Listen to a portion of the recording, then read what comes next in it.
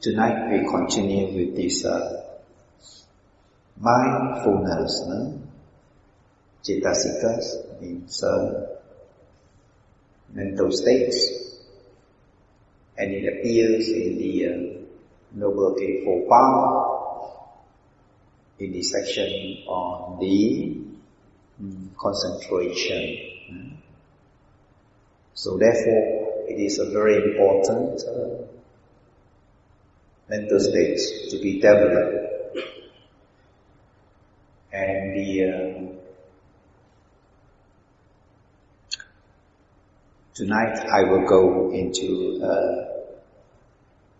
some Abhidhamma aspects on the mindfulness. What is this mindfulness, and how do we develop this mindfulness and its characteristics and so forth.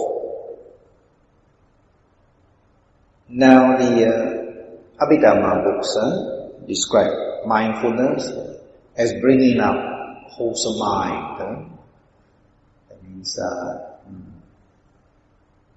what is this wholesome mind? It is this wholesome mind that we, when we give, when we want to give something to somebody, when we do Dhamma, it is this sati, it is this mindfulness that brings up. It brings up and remembers, okay, I'm going to do Dhamma, I'm going to give some food to the poor people, to the beggar, or so forth. It is this sati, this mindfulness. Now without this mindfulness, then wholesome mind do not appear. So it brings up wholesome mind, such as our precepts. When we, as a Buddhist, we keep on chanting the 5 precepts, and we are not forced to take 5 precepts, but we willingly accept the 5 precepts. And so by this willingness to keep these precepts, then the mindfulness brings out this mind when there are opportunity to keep the precepts. When we look at the insects or whatever other beings that are repulsive, we do not harm or kill them, because the sati, the sati mindfulness brings out loving kindness, compassion, understanding. So this sati, this mindfulness brings out wholesome states of mind, and in the case of the concentration, this sati brings the mind to these objects and stays there. So therefore we have this wholesome concentration mind.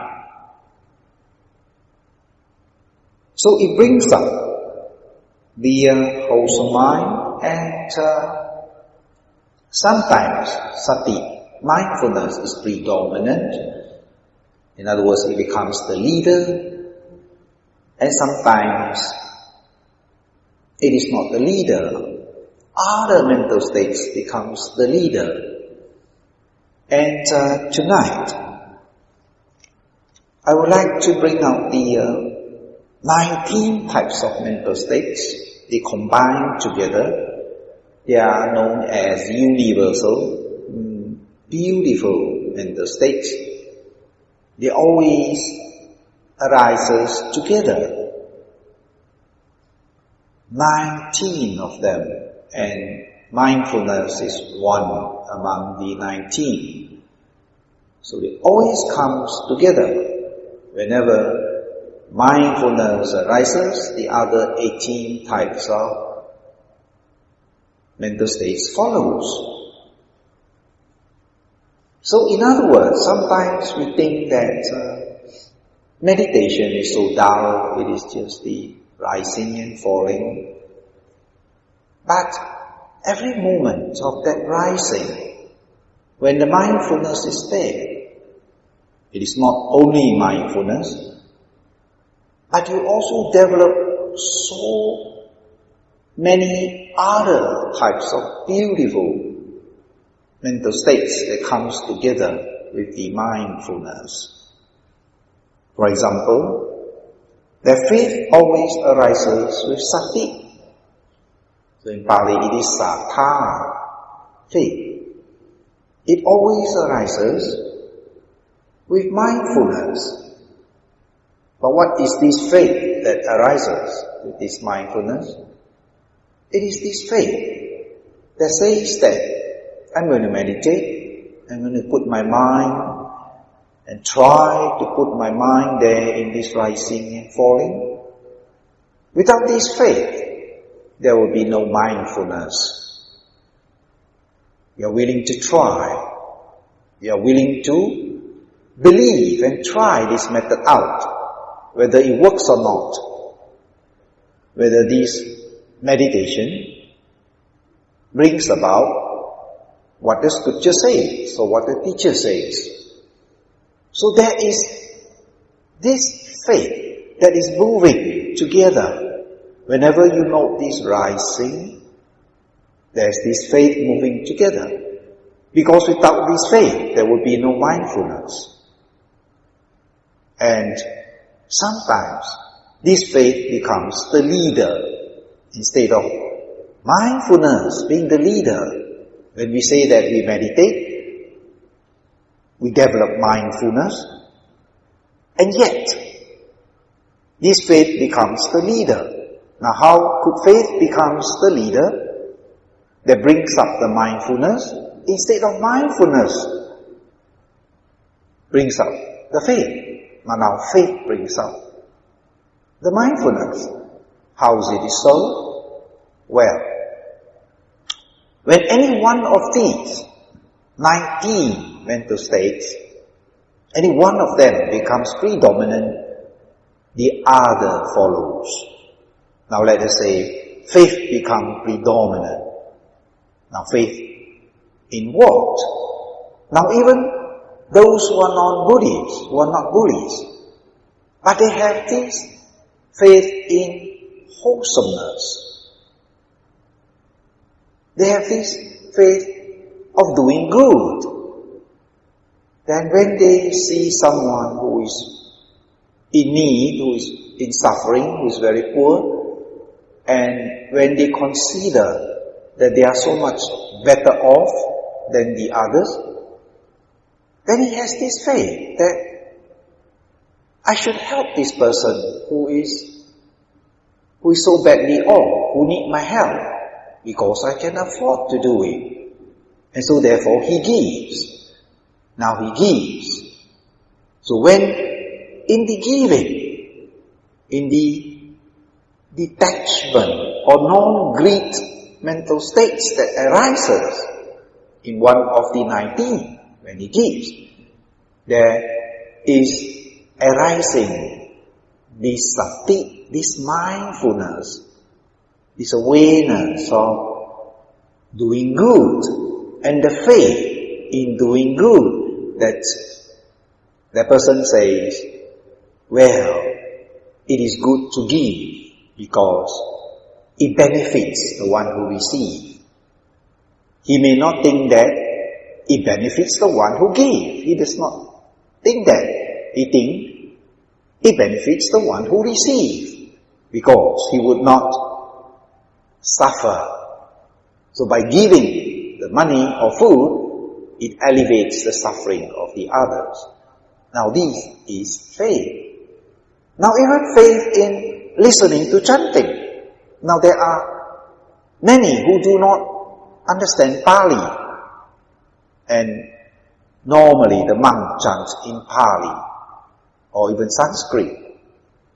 And so this listener just sit at a corner and he just pay attention and just listen to the chanting in Pali, which he do not understand a single word. But he has faith. He knows that this is good. This is the Buddha's teaching. This is the words of the Buddha in Pali. It is good. And he sits there half an hour, 1 hour. And there are those who sit even 3-4 hours in long chanting, just patiently, listening, quietly, for duration of time.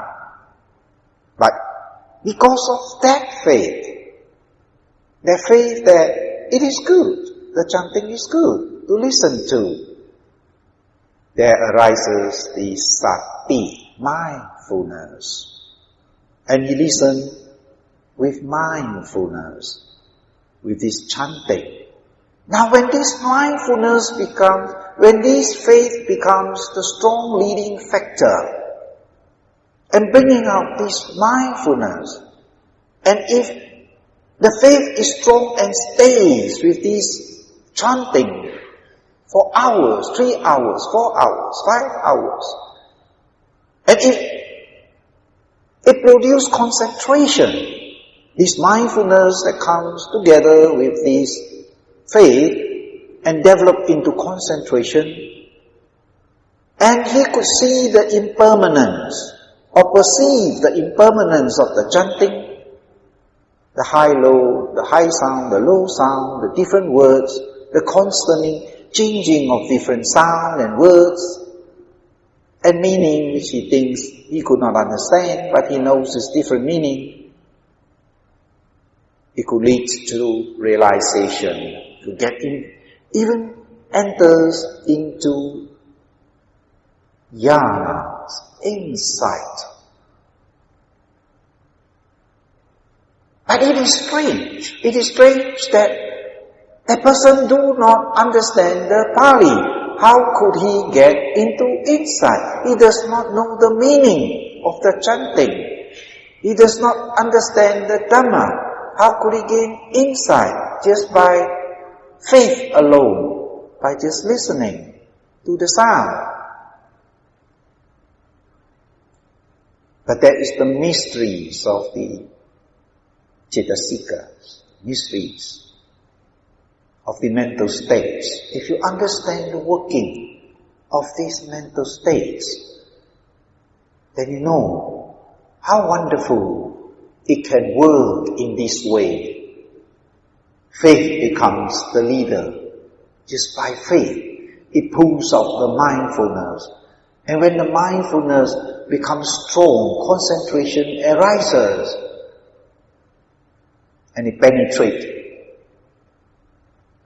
into the arising and disappearing and the changing of the sound. And again, insight. He may not attain Makapala, Path and Fusion, but he attained insight. There are these very strange stories, very, very strange stories. Of course, you do not believe that, but there is this story of this frog during Buddha's time. And when the Buddha gave Dhamma talk, the Buddha sound is so captivating, even though there is no high and low sound and various high and low, but the Buddha's voice is so smooth and captivating. And there was this frog who was nearby and was captivated by the sound of the Buddha. And he was there just listening to the sound of the Buddha, not knowing the meaning, but just listening. And this cowherd came rushing to hear what the Buddha said. He quickly finished his work, drive the cow back to the cow shade, and he ran, hurried all the way, and he was tired. And as he was leaning on his shaft, the stick where he goad the cow, and he poked the frog head in the center, and as he leaned on the shaft, the frog died. In the middle of the night, he appeared before the Buddha, pay respect, pay homage, and Buddha looked at him, and he said, "Oh Lord, indeed you have saved me. I'm now in the Deva world. just by listening to the sound of the Buddha giving sermon. And he was killed with this concentration, with this mindfulness and concentration, delight and faith. Their wholesome mind. These cetasikas, these mental states that arises at that moment when his head was pierced through by the shaft, by the cowherd shaft, the stick. And with that wholesome mind, he takes rebirth in the Deva world.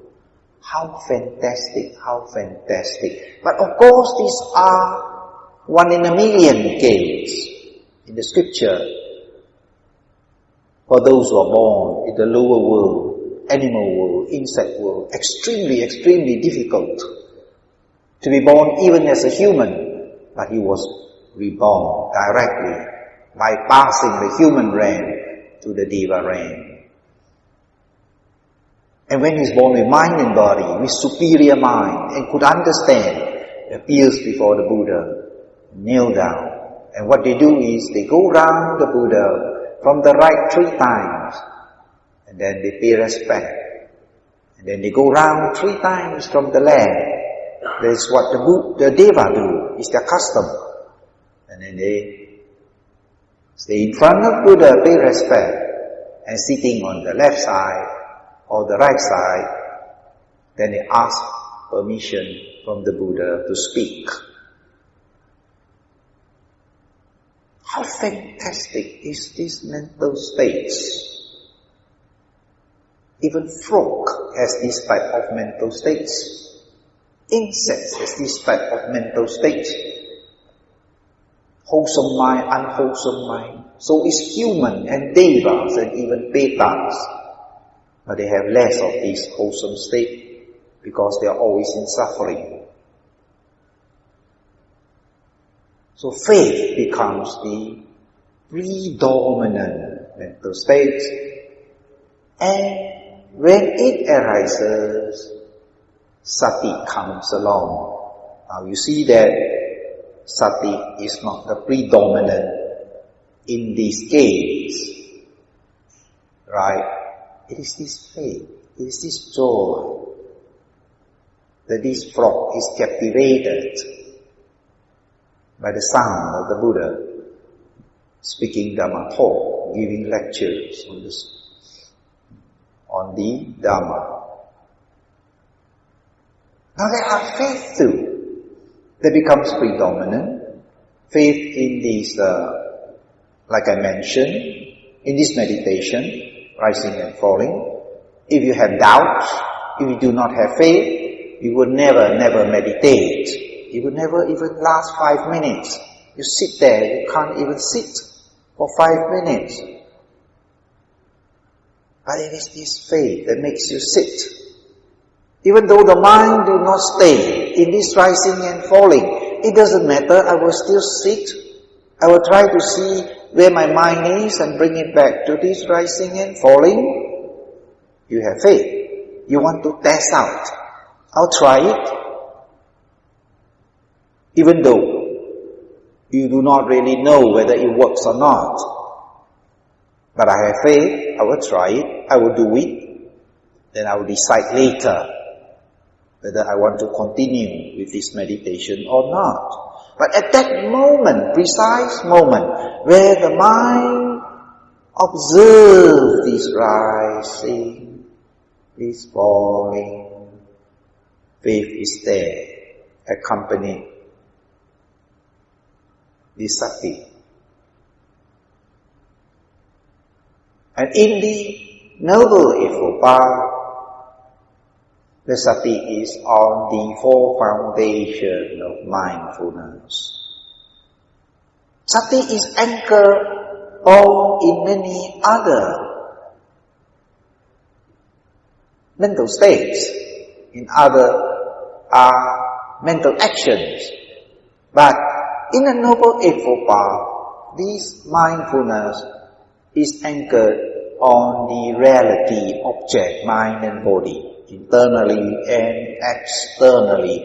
Even though the mindfulness that arises in doing charity, in doing keeping your precepts, in just training your samadhi, tranquility, is not the sati that belongs to these four foundations of mindfulness, but it builds up the mindfulness, builds up the wholesomeness, leading to this mindfulness of the four foundations. It builds up, it has effect. The mindfulness that you practice, your sila, your precepts, it has effect. It brings calmness to the mind when you practice your mindfulness in keeping your precepts. You have peace of mind because you do not transgress against doing something wrong that disturbs your mind and have remorse. So it builds up peacefulness of mind, helps in the mindfulness of the four foundations. It leads towards helping towards, even though it is not this type of mindfulness that leads to realization, that penetrates into, that develops into concentration and realization, but it builds up towards the final goal. Now the mindfulness too can be built up by other of the 19. Minus the mindfulness, we say the other 18 cetasikas, mental states. For example, hiri otapa, dread of shame and consequences. It can become very strong and leading mental factors that constantly bring up the mindfulness. I give an example that there is this man who told me he stayed in the ground floor of this condominium. It is a low type of condominium, which is a 4th floor, and it is a resort. And there is this first floor occupants, and he likes to throw his rubbish straight from his balcony down to the bottom. And he does that all the time. He throw his secret packet, he throw banana skin, whatever he likes to throw, he just walk to the balcony and he just throw down. Now this man one day got very angry after sweeping for many days, got very angry and annoyed. And so he observed. He's a pensioner, he hasn't much things to do, and he observed what he threw. And you will see things flying down from the balcony very, very often, and sometimes newspaper also come down, and rotten fruits also come down, and his old slipper also come down, and he decided to pick them all up. Got his basket up, slowly he picked them up, put it into the basket. He went upstairs to the first floor, his immediate neighbor upstairs. He knocked on the door, and there was this lady who opened the door, and he said, "Oh, good neighbors, see what I got for you." And then he showed him, and he showed her, "Now, this belongs to you, so I'm very kind. I pick it up, and I return it to you." So, next time, I will throw it down on your floor. This time, he just returned it with the basket, with the plastic. He said, "The next time, I will throw it on your front door." And then he left. So what do you think happened? No more flying slipper, no more old newspaper, no more banana skin. Now why is it so? Why is it so? Dread of fear. Dread of fear of consequences and dread of shame. Don't you think it is shameful if somebody bring the basket and say, this belongs to you, could I give it back to you? Yeah? Don't you think it's shameful if somebody say that to you? Right? Don't you think that if you still do that, a few more days you get all the rubbish in your front door when you open the door? Consequences. But sometimes the Buddhists thinks further there. We think of the consequences of the future life. What if I do a lot of killing now? Oh my gosh, next time I will burn, deform, or things like that.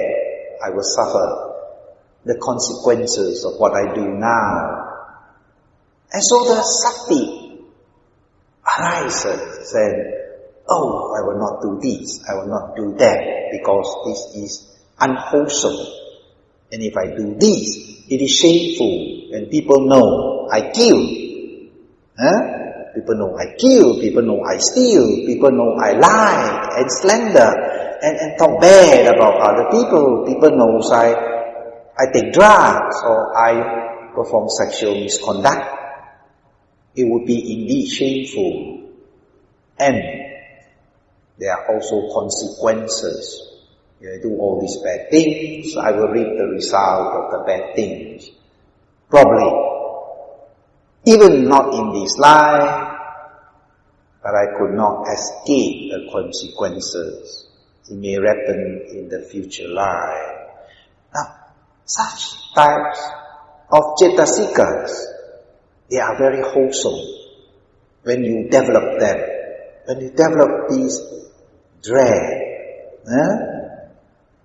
the dread of, well, I do not like to use the word fear. Some of the writers use the word as fear of consequences, fear of shame.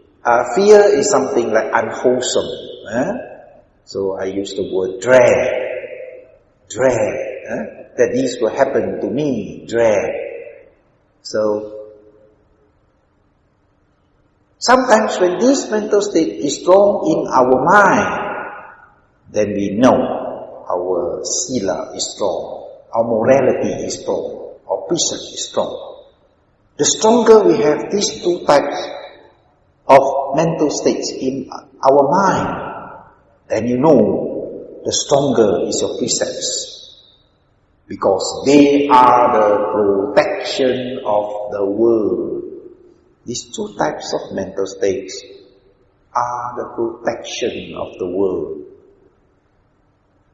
If human beings has these two types of mental states, it doesn't matter what they believe, doesn't matter what their religion is, what teaching they ascribe to. It doesn't matter whether they are Hindus, Buddhists, Christians, Muslims, Sikh, or whatever. But if they develop these two types of cetasikas, mental factors or mental states, there will be peace in the world. There will be no killing. No killing one another, no matter what. There will be no stealing of other people's property. There will be not taking of drugs. There will be no sexual misconduct, raping and kidnap, and so forth. The whole world will be at ease, no matter what they believe in. Once they develop these two types of cetasikas, and they come together, hiri or tapa. When one arises, the other must follow. They are like twins. And there is hiri, there is otapa. You can't have one without the other. They are very, very wholesome. And when they are strong, mindfulness becomes strong. Their sila, morals become strong. And these two mental states are known as the protector of the world. You protect yourself, it protects others, because you would not harm yourself, neither would you harm others. If there is this drag of fear and drag of consequences, and it always arises with mindfulness. Mindfulness means that at that moment there is this mindfulness that arises, oh, I should not do this, I should not do that, I should not harm myself, neither should I harm others. Now you see how other mental states could help to bring out mindfulness.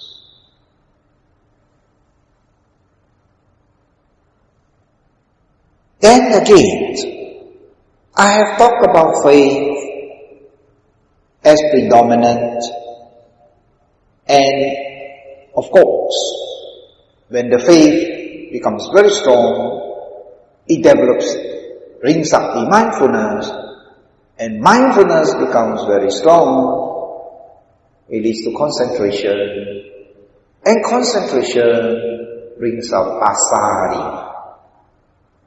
What is this passaddhi?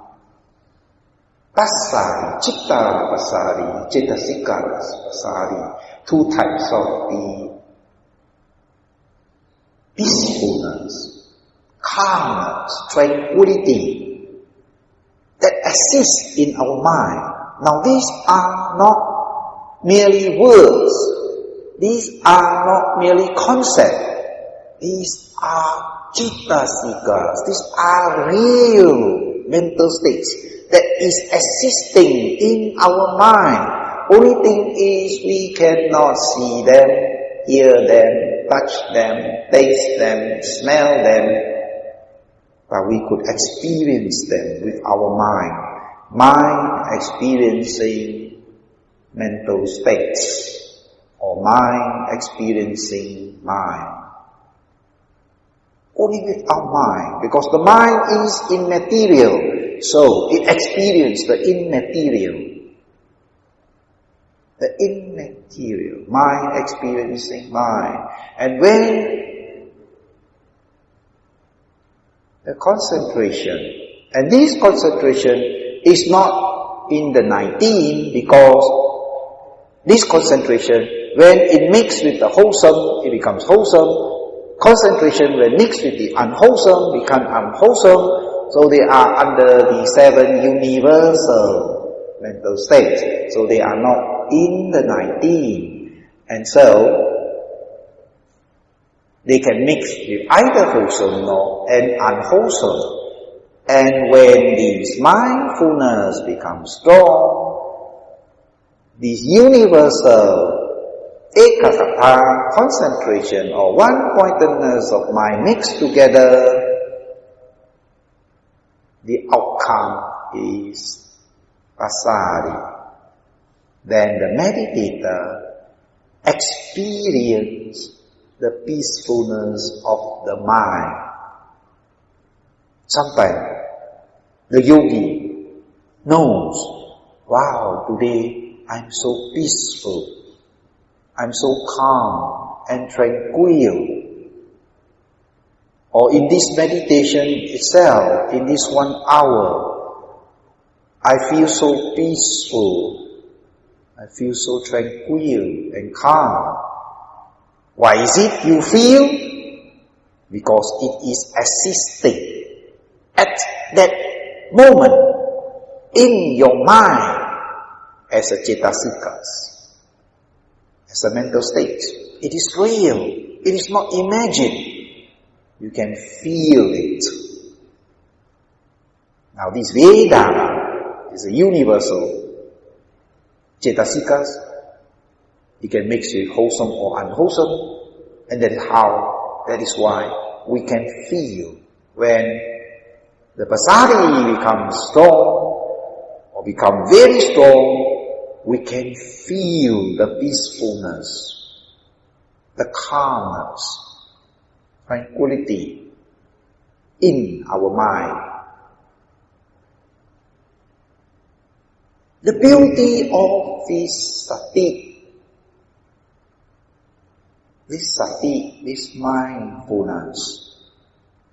The mindfulness is always there because this mindfulness must be present.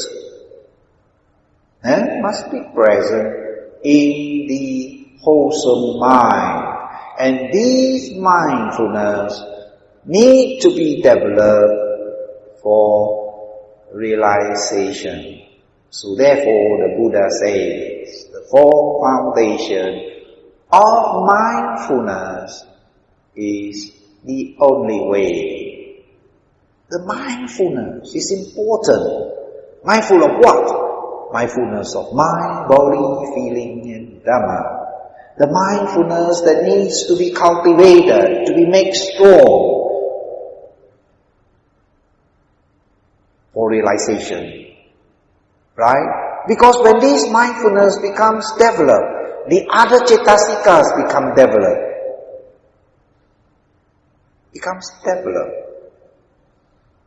Highlight, the Buddha highlights that this sati is the key to the door of salvation, the escape from suffering. Takes the Buddha to discover that. How wonderful. Only the Buddha, Sammasambuddha, could discover that. Nobody else, whether human, devas or brahmas, is able to discover that.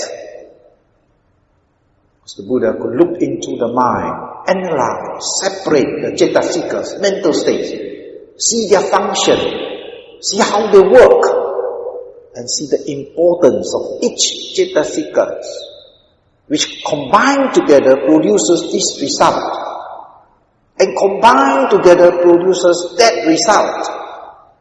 And these cetasikas mixed together produce wholesome mind, and that mixed together produces unwholesome mind. Buddha could analyze the wholesome cetasikas that are universal, that comes together in a block. There are some that does not come together in a block, but different block, but separately, and yet could mix with the other wholesome or unwholesome. And when they mix with the unwholesome, become unwholesome. Mix with the wholesome, become wholesome. Because they are influenced by the stronger cetasikas.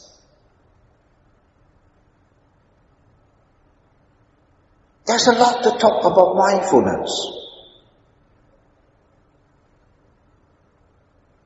And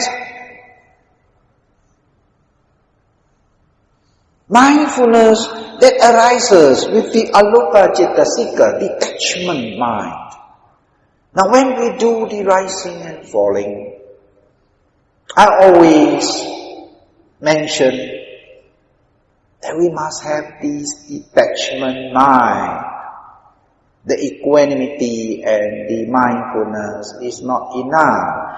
We need to detach, to make the alopa cetasikas, these mental states that is in the 19 universal, beautiful mental states. We must develop this detachment mind, non-attachment mind, by seeing object as object, feeling as feeling. The moment you suffer mental pain, you are already attaching to the object, attaching to the concepts of this is my leg, this is my very painful, my leg is numb, my leg is hurt, my leg is hot or cold. Is attaching. And when this detachment mental state is not strong, is not developed, mindfulness is not enough. Mindfulness is not enough without this development of non-craving detachment. Because this craving is the cause of suffering. So therefore, you must develop this non-craving Lobha is the cause. So you must develop alobha cetasikas. Lobha is craving. So you must develop alobha, non-craving. Because craving is the cause. Once you develop this non-craving, it is the way out of suffering. Buddha said, it is this very craving that produces suffering. And if you get rid of this very craving, there will be no more suffering. And so, this craving is the citta and cetasikas. Now these cetasikas, that is the mental states that arises in this one of the 19 beautiful mental states. As alobha cetasikas, the detachment. Now if this detachment is not strong, the sati, the mindfulness itself is not enough. I give you an example. There is this boy, he loved this girl very much. And one day, this girl say, I think we are incompatible, so let us say bye-bye. So the girl left. But this boy is very heartbroken. He could not accept it. He's very attached to this girl. So he suffered immense mental pain. So he came to see me, Brother James, please help me, I'm going to die. I say, why you want to die so young? He said, because there is so much suffering. I can't stand the pain. Then I say, what pain? Then he says, because my girlfriend left me. Then I say, okay, never mind. Find another one. A new girlfriend. Try another. Because there are also other girls who may love you, or you may love her. And what do? So, you develop mindfulness. And you detach. You develop your awareness. Every time you feel the pain, then you say, away, away, away. Then after a month or two, he came back. I say, Brother James, the pain is still there. I say, why? Are you not aware? He said, yes lah, Brother James, I'm aware lah. I say, aware, but the pain keep on going and going and going, cannot stop. I said, oh, I forgot to tell you, you must also detach. Aware is not enough, you must also let go. If you don't let go of the thoughts, it keeps on going. And when these thoughts keep on going, this thought produces pain. So only when you, not only that you say aware, you also say let go. What is this let go? Detachment, cetasikas, detachment mind. Mind detach. Once the mind detach, see it as an object, then the pain disappear. That is the secret of overcoming suffering, just these cetasikas. But it is because you need the other cetasikas to be developed, to do the chopping, the real detachment which the Bodhisattva, when he realized the dependent origination, that because of craving come cleaning, comes action becoming, come birth, come lamentation, pain, grief, despair, the Bodhisattva chop off the craving. And at that moment comes the enlightenment. Once it is chopped off, there is no more leading to pain, to suffering. The end of suffering, that is the wisdom arising realization. The Bodhisattva became fully enlightened. Just that cetasikas, craving cetasikas, craving mental states. Once you practice this detachment, the whole suffering collapse.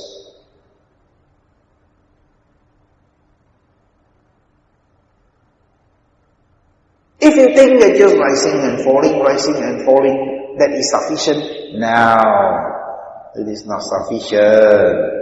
There are other cetasikas that need to be developed. And so you must understand more clearly what is this mind, how this mind works. Then you know how to go about it. Then you know, mindfulness, rising, falling, 10 years also rising, falling. Because you need some other thing else. You need detachment mind. Detach.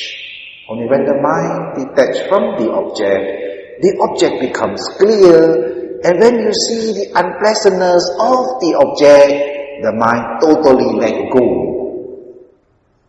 When the mind totally let go, comes the realization. That is what the Bodhisattva does. Totally let go, cut off, totally cut off.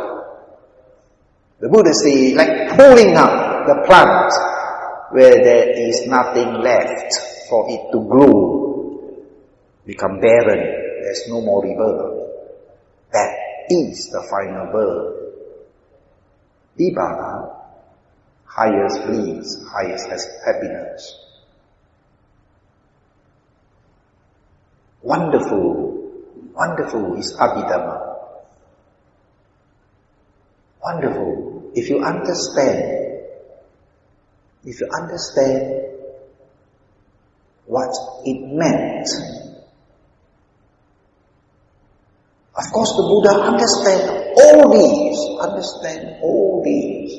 And Buddha explained in detail all these. But we still don't understand because our wisdom has not developed to understand. Once you meditate, and you gain clear comprehension because of this sati, because of this mindfulness, when it is strong, it brings about this clarity of mind, sampajana.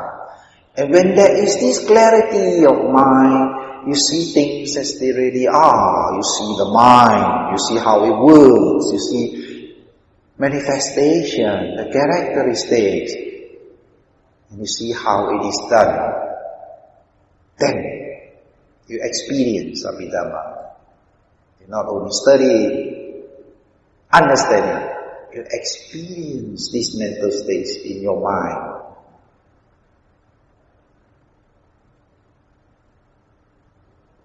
So Abhidhamma in practice, in meditation. You study Abhidhamma in meditation, but in theory it is very dry. You got to memorize. The more you memorize, the more you forget.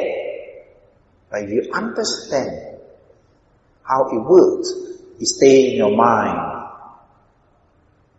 and you can't forget because you're using it, because you're developing it, because you understand it.